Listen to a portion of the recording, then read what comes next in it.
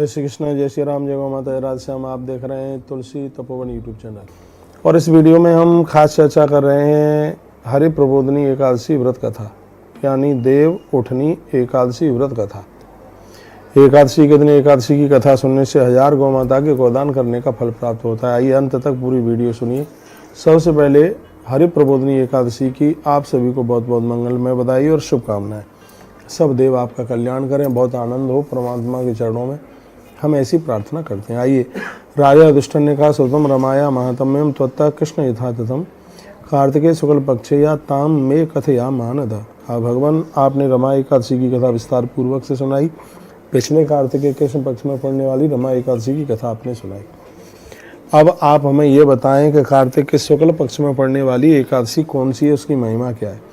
तो भगवान कृष्ण बोले, शृणु राजन प्रवक्ष्यामि शुक्ले च अर्जदले तुया सा यथा नारदा युक्तो ब्रह्मणा लोक कारण। जैसे तुमने मुझे पूछा है ऐसे ही एक बार देवसी नारद जी ने विधाता ब्रह्मा को ये पूछा और ब्रह्मा जी ने जो सुनाया बताया और वही हम आपको निवेदन कर रहे हैं, बता रहे हैं, सुनिए।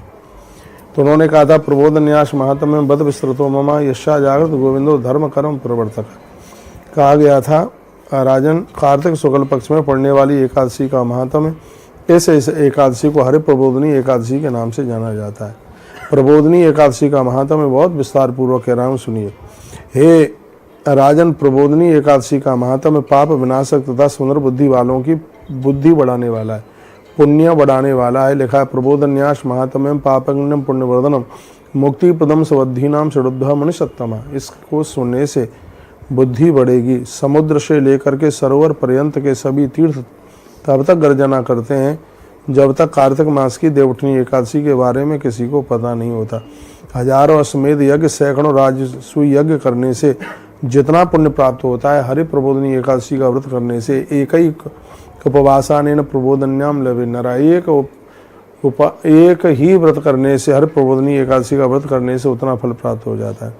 जो वस्तु दुर्लभ और अप्राप्य है, जो त्रिलोक्य का विषय नहीं बनता है, हे पुत्र, उस अप्रार्थित वस्तु को भी हरि प्रबोधनी एकादशी बहुत प्रदान बना देती है। विधि पूर्वक उपवास करने पर हरि प्रबोधनी ऐश्वर्य, संपत्ति, राज्य सब कुछ दे देती है। ऐसी कोई चीज नहीं है जिसकी प्राप्ति इससे न हो। हजारों पूर्व जन्मों में किए गए पापों को भी हरि प्रबोधनी एकादशी समाप्त कर देती है। इस रात्रि को जागरण जरूर करना चाहिए, जिससे पाप जल करके राख होते हैं। हे मुनिश्रेष्ठ, प्रबोधनी एकादशी के दिन जो विधि पूर्वक उपवास स्वाभाविक रूप से करता है, वह इसके समस्त फलों को प्राप्त करता है। यदि किसी ने यह व्रत किया है तो संपूर्ण फल प्राप्त होता है। विधि वन मुन शार्दूलः लयिथो युक्त अवते फलम, उसको पूरा ही फल मिलता है, इसमें कोई संशय वाली बात नहीं है। जो मनुष्य नियम पूर्वक छोटा भी पुण्य करता है तो उसको सुमेरु के समान मान फल प्राप्त होता है। जो एकादशी व्रत वाले दिन, हरि प्रबोधनी एकादशी के दिन छोटे से छोटा भी दान पुण्य करता है तो उसका फल सुमेरु पहाड़ की तरह है, ऐसा कहा गया। जो मनुष्य विधि रहित महान भी पुण्य करता हुआ मनुष्य अत्यंत अल्प फल प्राप्त करता है। कहते हैं कि टूटी फूटी भी कोई पूजा कर लेता है, धोखे से भी उपवास हो जाता है, तो ये एकादशी उनको भी बहुत पुण्य दे देती है। यह महात्म्य हरि प्रबोधनी एकादशी का है, इसलिए यह एकादशी का व्रत तो सबको ही करना चाहिए। मैंने कहा है कि भले ही आपने अपनी 11 का उद्यापन कर दिया है, तो भी कुछ एकादशी ऐसी है, उनमें हरि प्रबोधनी एकादशी है जिसको नहीं छोड़ना चाहिए, वह व्रत तो करना ही चाहिए, ऐसा कहा गया। जो लोग भगवान विष्णु का जागरण करते हुए मनुष्य निष्पापी हो जाते हैं। अश्वमेध आदि के जो दुष्यंत फल हैं, वह सब हरि प्रबोधनी एकादशी के करने मात्र से प्राप्त हो जाते हैं। हरि प्रबोधनी एकादशी वह है कि जिस दिन भगवान, इसकी कथा में आपको सुना रहा हूँ, बामन भगवान राजा बलि के यहाँ से इसी दिन वह प्रस्थान करते हैं। अद्भुत बड़ी कथा है, आप सब जानते हैं। पदान त्रीण दैतेन्द्र संहितानि पदामम। भगवान बामन ने राजा बलि से 3 पग धरती मांगी, जिसमें भगवान ने 1 पग धरती में ऊपर का और 1 पग में नीचे का, और तीसरे चरण में उन्होंने राजा बलि के शरीर का नापन कर लिया।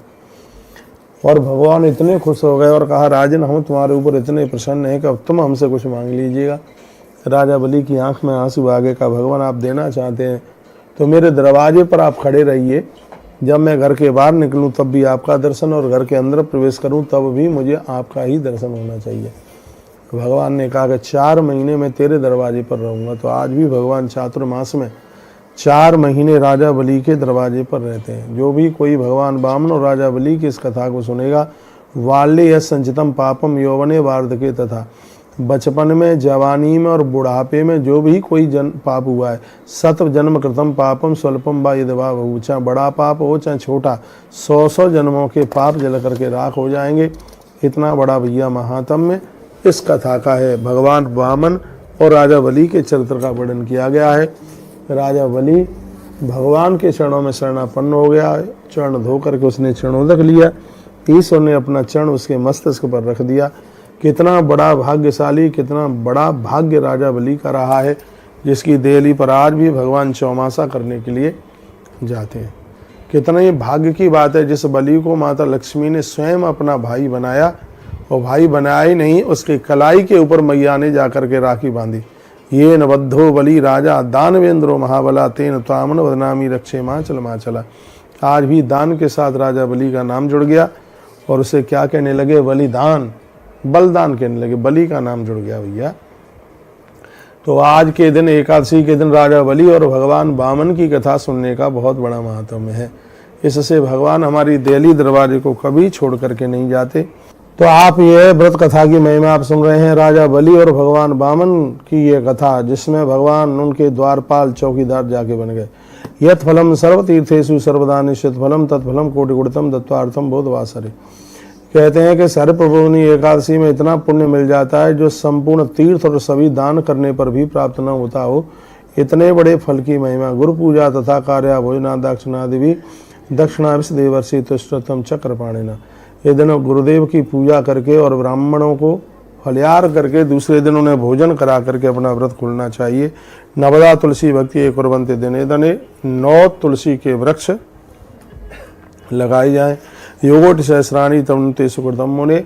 करोड़ों जन्मों में जिस पुण्य की प्राप्ति होती है उतना फल ये मनुष्य शरीर प्राप्त कर लेता है। इतनी बड़ी महिमा भैया वर्णित की गई है, जिसके द्वारा रोपी गई तुलसी अपनी शाखाओं और प्रशाखाओं के साथ बढ़ती है, वैसे ही लोगों की वंश वृद्धि बढ़ती है।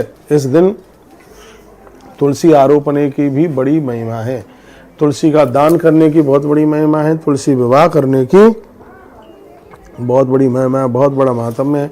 तो ये आपने हर प्रबोधनी एकादशी व्रत कथा सुनी, बहुत बहुत धन्यवाद। वीडियो को आगे भेजिए जिससे और भी लोग लाभान्वित हो सकें। अगली वीडियो में देखिए कि पारण कौन सी तारीख का है, क्योंकि व्रत का पारण कर लिया जाता है तो अनजान में होने वाले अपराध समाप्त हो जाते हैं। बहुत बहुत धन्यवाद। यदि वीडियो में कुछ अच्छा लगा है तो वीडियो को आगे शेयरिंग जरूर करें। इन्हीं शब्दों के साथ हर हर महादेव, घर घर महादेव। बोलिए लक्ष्मी नारायण भगवान की जय हो, तुलसी मैया की जय हो।